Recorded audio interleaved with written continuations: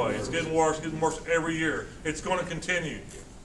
You may never, ever be involved in this, but you might. If you are, what are you going to do? All right. People asked earlier about the shooter profile. What is the profile of an active shooter? Well, there really isn't one.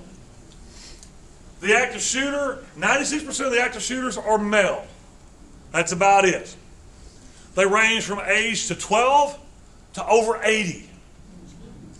So we cannot eliminate any age group unless you're basically wearing a diaper. And it depends on which time of life you're wearing that diaper. You're still a threat. Most of them have what we call the Avenger mindset. They're pissed off about something, some way they've been wrong, and they want retaliation. They want to get revenge. That is a common thread that we see with these people. That somebody has wronged them in their twisted, weird mind, whether the guy at Virginia Tech, women wouldn't have anything to do with him. He's a nice guy and women won't date me, so I'm going to kill him. Or all this, they have something wrong, whether it's a boss that they got disciplined at work and got fired, or they've got some kind of grievance where they feel they've been wronged, and this is their course of action. Some of them broadcast what they're going to do, just like the kids in Columbine. It's very common for these shooters to broadcast their intent prior to it happening. It's just how good we are at spotting that and taking action to prevent it. And is there any action that we can take? As in law enforcement, we're kind of limited. It's hard to put you in jail if you haven't broke the law yet. But we need to look at these people. We need to look at and see if there's some mental issues. If we could get them committed, we can do an APAL on them and put them in the hospital for evaluation and get them going down that deal. And we can do that without a criminal act. We just got to know that they're a danger to themselves or others. But there's some other things that we can do. But we need the public to be aware of what's going on. These people may be relatives of yours. They may be kids you go to school with. They may be your kids' friends. We see things, we hear things, we have to take action and try to figure out and stop some of this ahead of time. Where do these attacks occur? Almost 50% occur in some form of commerce. Any kind of business that you may be at, your job, at the mall, at a restaurant, at a movie theater.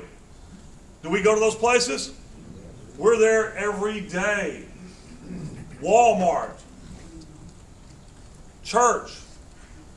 You see education is on here big. 25% of the shootings that occur in educational facilities, whether junior high or middle schools. We've had some elementary schools. Sandy Hook, that idiot up there attacks the elementary school. They start killing elementary school kids. Some happen outdoors. Others are mobile. We have the shooters get in the car and go mobile on us. That's a huge problem for us to deal with, because now we got to find them. They've shot here, they've shot over there. The sniper situation up there in the Washington, D.C. area. Remember that several years ago? We had that idiot driving around sniping people, hiding in the trunk of his car with a little cutout. The shooter's connection to that facility, over 55% of the time, they have some sort of connection to where the event occurs. Whether it's their school, their place of employment, they have some kind of connection there over half the time.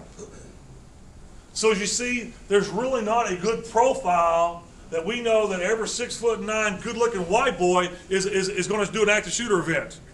We can't just do that. We don't know that. We have all age groups, all nationalities that we find in the United States have committed these events. So it could be anybody doing this. Anybody could be this person. So we really can't profile them.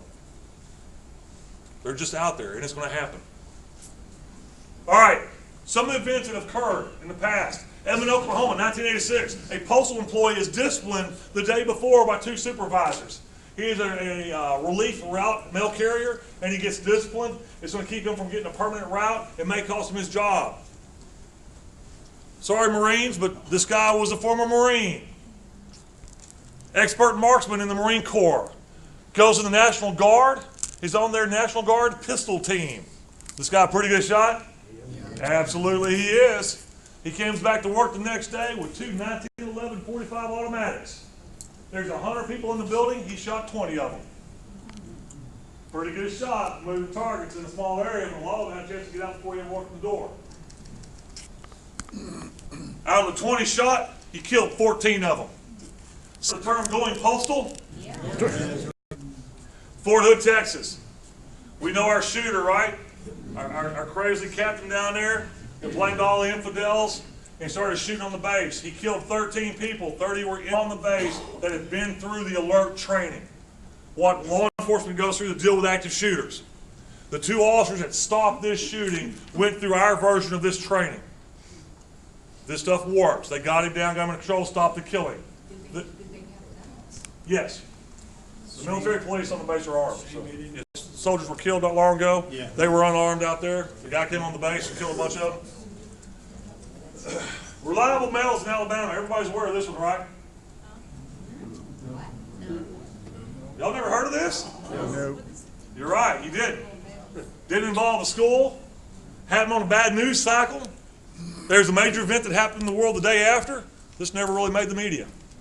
Goes down the street, kills his aunt and uncle, nieces and nephews, cousins. Much more dead and wounded down the street in another house. Shooting at other places, other businesses. He's shooting cars. Is this a problem for us? Oh my God, this is horrible. He went back reliable metals, trying to find his former employer who would kill him. The police are in chase with him. He goes here, he bails out, he's on the property, and he decides to kill himself. I wish you'd done that first.